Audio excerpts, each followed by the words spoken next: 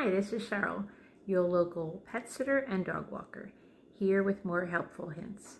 Today we're going to talk about where should you get a dog from. Let's say you're thinking about getting a dog, adding to your beautiful family, and you're interested in getting a dog. Well, I would start with your local shelters. There are so many dogs just looking for a family, someone that will love them, and they're at the local shelters.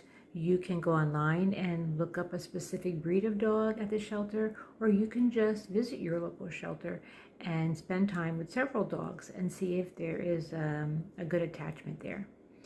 Or you can contact a breeder, and let's say you're looking for a specific breed of dogs and you contact a breeder. Just be careful. There are lots of scams out there, people trying to get your money without delivering a dog. So you want to really research a breeder, and word of mouth is always good. Maybe someone else has used that breeder and they can help you. And then once you contact the breeder, usually you're going to be on a short waiting list until a litter is born.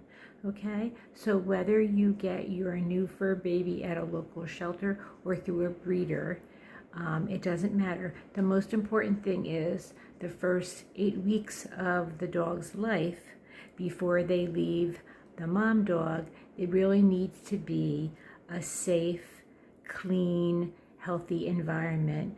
You want to avoid any kind of like puppy mill situation where they are abusing their animals, okay? So good luck. I hope you get another fur baby.